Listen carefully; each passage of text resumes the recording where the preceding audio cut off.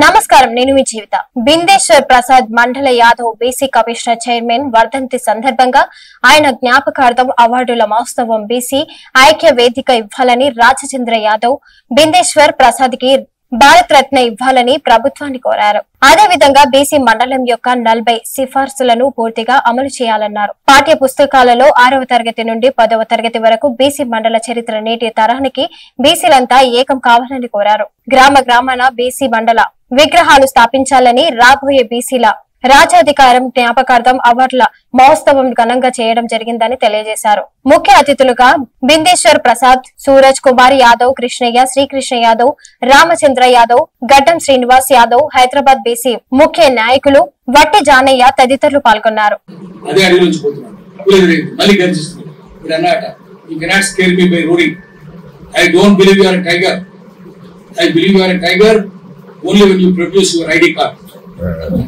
పులియన్స్ ID card చూపిస్తున్నారు.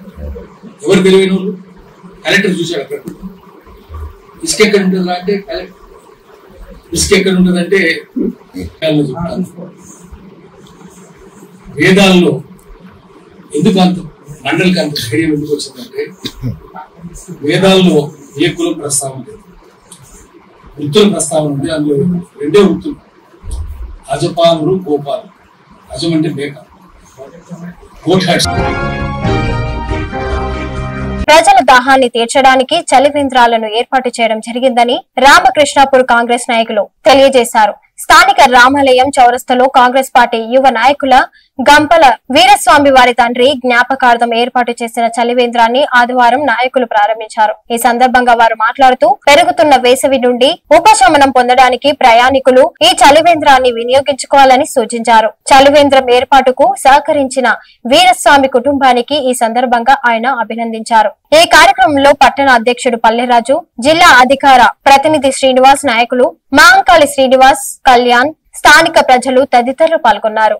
చౌరస్తాలో మా కాంగ్రెస్ పార్టీ యూత్ కాంగ్రెస్ గంపల వీరస్వామి గారి తండ్రి గారి జ్ఞాపకార్థం దృష్టిలో పెట్టుకొని రామకృష్ణాపూర్లో ఏదైతే ఎండలను దృష్టిలో పెట్టుకొని ఈ వాటర్ కార్యక్రమం ఏర్పాటు చేయడం జరిగింది. ఈ వారి తండ్రిని నిజంగా స్మరించుకుంటూ ప్రతి ఇయర్ కూడా ఈ కార్యక్రమం చేస్తుంటూ ఎండలో దృష్టిలో పెట్టుకొని ఇక్కడ ఉన్న బస్సు షెల్టర్లో అందరూ కూడా వాటర్ తాగాలని చల్లటి వాటర్ ఏర్పాటు చేయడం జరిగింది.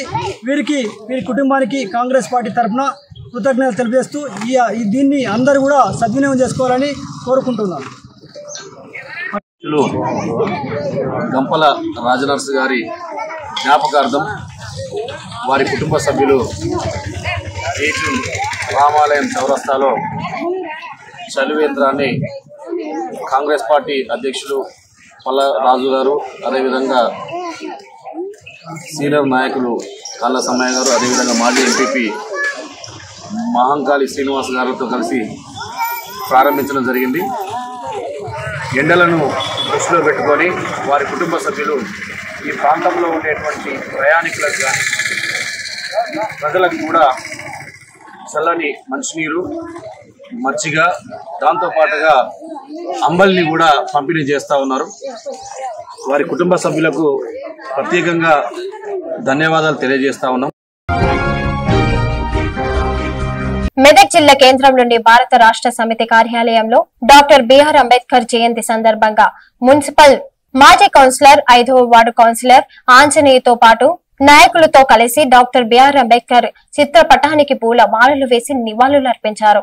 ఈ సందర్భంగా ఆంజనేయులు మాట్లాడుతూ రాజ్యాంగ నిర్మాత, బడుగు బలహీన వర్గాల ఆశాజ్యోతి డాక్టర్ బిఆర్ అంబేద్కర్ అని కొనియాడారు. అభ్యున్నతి కోసం పోరాటం చేసిన మహనీయుడు అంబేద్కర్ అని కొనియాడారు. తెలంగాణ రాష్ట్రం సచివాలయానికి డాక్టర్ బిఆర్ అంబేద్కర్ అని పేరు పెట్టడం జరిగిందని ఆయన తెలియజేశారు. ఈ కార్యక్రమంలో అంబేద్కర్ యువజన సంఘం మరియు నాయకులు ప్రతి ఒక్కరూ పాల్గొని అంబేద్కర్ జయంతిని చాలా ఘనంగా జరుపుకున్నామని తెలిపారు. రాజ్యాంగాన్ని ఈనాటికి ఇంకా అంబేద్కర్ ను కొలుస్తున్నాము అని అంటే ఆయన రాసిన రాజ్యాంగం మరి అణగారిన వర్గాలను సమానత్వం కోసం రాజ్యాంగంలో పొందుపరచడం వల్లనే ఈరోజు అన్ని వర్గాలకు న్యాయం జరిగే విధంగా రాజ్యాంగం కొనసాగుతుంది. అలాంటి అంబేద్కర్, బాబాసాహెబ్ అంబేద్కర్ గారి జయంతి సందర్భంగా జిల్లా బీఆర్ఎస్ పార్టీ కార్యాలయంలో ఆయన జయంతి కార్యక్రమాన్ని మరి ఉత్సాహంగా జరుపుకోవడం జరిగింది. ఆయనకు అంబేద్కర్ జయంతి శుభాకాంక్షలు తెలియజేస్తూ ఈరోజు జిల్లా కార్యాలయంలో ఈ కార్యక్రమానికి విచ్చేసిన అందరికీ కూడా ధన్యవాదాలు తెలుపుతున్నాను.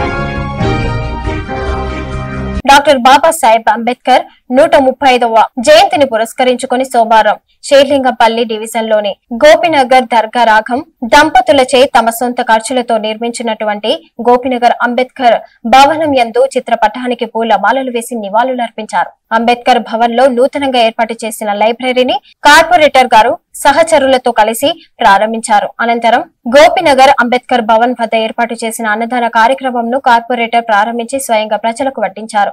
ఈ సందర్భంగా వారు మాట్లాడుతూ అంబేద్కర్ గారిని స్ఫూర్తిగా తీసుకోవడం ప్రతి ఒక్కరి బాధ్యత అని కొనియాడారు. అన్ని వర్గాల ప్రజలు అభివృద్ధి ఫలాల కోసం ఎలా అందాలో గొప్ప నిర్దేశం చేసిన వ్యక్తి డాక్టర్ బాబాసాహెబ్ అంబేద్కర్ అని కొనియాడారు. ఈ కార్యక్రమంలో కాశీ, రవీందర్, భారత్ యాదవ్ గౌడ్, పద్మరావు, నరసింహ, సత్యనారాయణ, రాజా, రమేష్, బాల్నాయక్, ప్రవీణ్ తదితరులు పాల్గొన్నారు.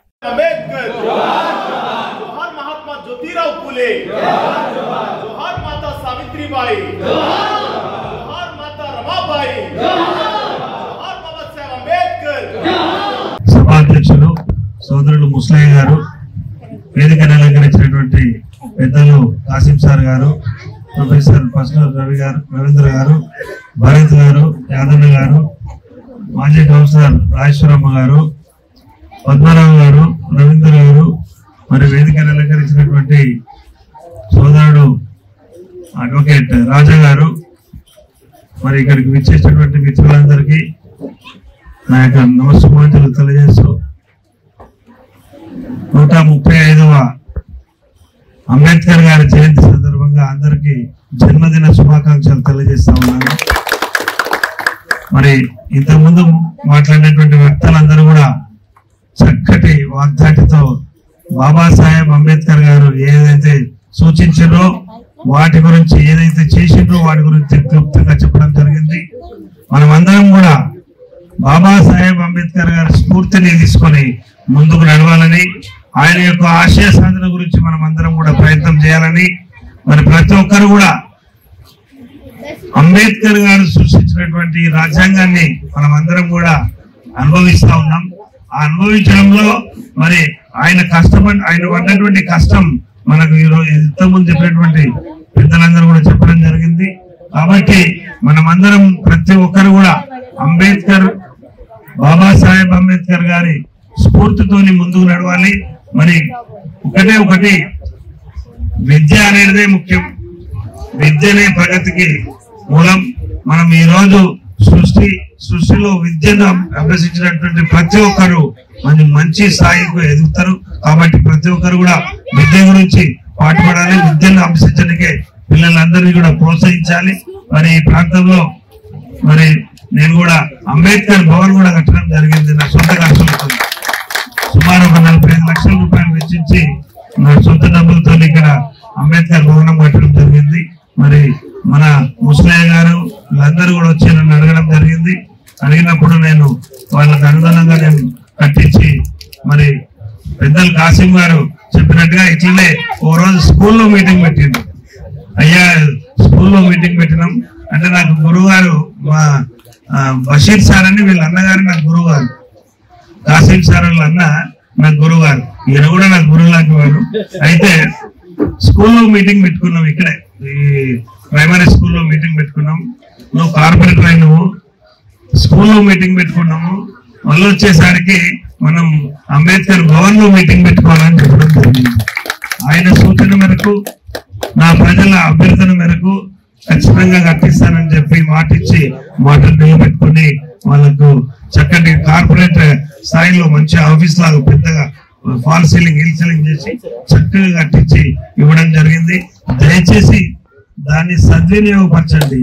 దాని లైబ్రరీగా మరి ఇప్పుడు మా భరత్ గారు ఏదైతే చేస్తా ఉందో ఆ రకంగా మనం కూడా ఈ కమ్యూనిటీ హాల్ ని ఉపయోగించాలని చెప్పి ముస్లయ్య గారికి, మా రమేష్ కు, ముఖ్యంగా మా పద్మరావు గారికి, సోదరుడు ఇక్కడ లేడు మా సత్యనారాయణ గారికి, వాళ్ళందరూ కూడా సూచిస్తున్నా మీరందరూ కూడా ఆ భవనాన్ని సద్వినియోగపరచండి, దాన్ని వేరే రకంగా ఉపయోగించొద్దని చెప్పి సందర్భంగా తెలియజేస్తూ మరి చాలా ఎండలు ఉన్నాయి. ఎండలో కూడా మండుటి ఎండలో కూడా చక్కగా కూర్చున్నటువంటి నా సోదరి మనందరికీ మరొకసారి జైభీములు తెలియజేస్తూ థ్యాంక్ యూ. పనిచేసిళ్ళు. అయితే అంబేద్కర్ వారసులు ఎవరు అని చెప్పేసి అంటే ఈ సమాజం కోసం తమ విలువైనటువంటి సమయాన్ని వెచ్చించగలగాలి, విలువైనటువంటి డబ్బును వెచ్చించగలగాలి. అప్పుడు మాత్రమే వాళ్ళు నిజమైన అంబేద్కర్ వారసులు అవుతారు. మన నాగేందర్ అన్న మన నాయకుడిగా, మన కార్పొరేటర్ గా ఉండడం అనేది నిజంగా చాలా హర్షణీయమైనటువంటి విషయం. ఎందుకంటే ఆయన ఈ యొక్క వార్డులో ఎక్కడ ఎవరికి ఏ కష్టం వచ్చినా సరే అన్నా అని చెప్పి ఫోన్ చేస్తే నేనున్నా అనేటటువంటి ఒక నిజమైనటువంటి నాయకుడు రాగం నాగేందర్ అన్న. ఆయన ఇవాళ గుడులు కట్టడమే కాదు, పేద పిల్లల కోసం బడులు కట్టిండు. పాపిరెడ్డి కాలనీలో తన సొంత నిధులతోటి ఇవాళ 200 మంది పిల్లల్ని చదివిస్తున్నటువంటి ఒక గొప్ప. నేను చూసిన తర్వాత ముందుగా ఒక విషయం చెప్పాలనుకుంటున్నాను. లాస్ట్ టైం వచ్చినప్పుడు ఇక్కడ రోడ్లు లేవు, అక్కడ చూస్తే రోడ్డు లేదు. లాస్ట్ టైం హైదరాబాద్ మీటింగ్ వచ్చాము, నాగేంద్రరావు గారు కూడా మీటింగ్ వచ్చారు. మీటింగ్ వచ్చినప్పుడు నేను నెక్స్ట్ ఇయర్ వస్తాను, మళ్ళీ ఈ సీసీ రోడ్లు కంపల్సరీగా కంప్లీట్ చేయాలని చెప్పాను. ఇప్పుడు వస్తుంటే నాకు చాలా ఆనందం అనిపించింది. అన్ని రోడ్లు అయిపోయినాయి. ఇంకా నాగేంద్రరావు గారు చాలా ఎత్తుకు ఎదగాలని నేను మనస్ఫూర్తిగా కోరుకుంటున్నాను. ఇవాళ ఈ కమ్యూనిటీ హాల్ 2వ దశ చేరుకున్నది. మొదటి దశ ఏంటంటే నాగేంద్రన్న గారు తన సొంత డబ్బులు 40 లక్షల రూపాయలు ఈ కమ్యూనిటీ హాల్ కోసం వెచ్చించడం మొదటి దశ. ఈ ఏరియాలో కమ్యూనిటీ హాల్ ఉండాలి, మేమందరం కలుసుకోవడానికి, మా బాబులు మాట్లాడుకోవడానికి కమ్యూనిటీ హాల్ ఉండాలి అని చెప్పేసి నాగేంద్రన్న గారికి చెప్తే ఆయన ప్రభుత్వం ఇచ్చినా ఇవ్వకపోయినా, ప్రభుత్వం ఇవ్వకపోయినా ఇష్టపోయి మీకు అని చెప్పేసి ఈ కమ్యూనిటీ హాల్ కట్టించే వాళ్ళ గొప్ప విషయం మన గట్టిగా నేను గత సంవత్సరం ఇక్కడే మాట్లాడుతూ ఈ కమ్యూనిటీ హాల్ ని సరిగా ఉపయోగించుకోవాలంటే ఒక లైబ్రరీ ఏర్పాటు చేస్తే బాగుంటది ఇక్కడ అని చెప్పేసి అనుకున్నా. ఇదిగో ఇక్కడ ఈ పుస్తకాలు ఏర్పాటు చేసి ఇది 2వ అడుగు అని చెప్పేసి నేను భావిస్తా ఉన్నా. బాబాసాహెబ్ అంబేద్కర్ యొక్క బాటలో మీరు పయనించడానికి ఇది ఒక సజీవమైనటువంటి సాక్ష్యం. బహుశా నేను అనుకుంటా ఈ కమ్యూనిటీ హాల్లోనే ఇంతకు ముందు మహిళలు చదువుకోవడానికి ఒక ప్రయత్నం ఏదో చేసినట్టున్నారు. కొన్ని ఫోటోలు చూసాను నేను. అట్లాగే కొన్ని సమావేశాలు మీటింగ్లు పెట్టుకుంటా ఉన్నాను. అయితే ఇందులో న్యూస్ పేపర్ వేయించాలి. రోజు పొద్దున్నే ఒక 4-5 తెలుగు న్యూస్ పేపర్లు ఉంటే చదువుకునేటటువంటి యువత అంతా వచ్చి ఇక్కడ చదువుకోవడానికి, ప్రపంచం ఎదుగుతుందో తెలుసుకోవడానికి ఒక అవకాశం అనేది ఏర్పడుతుంది అని చెప్పి నాకు అనిపిస్తా ఉంది. కాబట్టి ఆ ప్రయత్నం కూడా నాగేంద్రన్న ఇక్కడ చేస్తాడు అని చెప్పి నాకు నమ్మకం ఉంది. ఇంతకుముందే పక్కన ఆలస్యంలో అంబేద్కర్ జయంతి జరిగితే నాగేంద్రన్న నాకు ఒక మాట చెప్పింది. ఏమని చెప్పినట్టే రవీందర్ భాయ్, ఆ కమ్యూనిటీ హాల్ ని మనం కరెక్ట్ గా ఉపయోగించడం ఎట్లా, ప్రజలకు అది మంచిగా ఉపయోగపడాలంటే మనం ఏం చేద్దాము అని చెప్పేసి ఆయన ఒక మంచి మాట అడగడం జరిగింది. కాబట్టి మంచిగా ఉపయోగపడడం అంటే దీని ద్వారా ఇక్కడ ఉన్నటువంటి ప్రజలకు మేలు జరగాలి. మనకి ఏదైనా ఒక సమస్య వస్తే కమ్యూనిటీ హాల్లో కూర్చొని మాట్లాడుకుందాము, మనదంటూ అందరి ఉమ్మడిగా ఉన్నటువంటి ప్రదేశం ఏదైనా ఉంది అంటే అది community hall. Thanks for watching.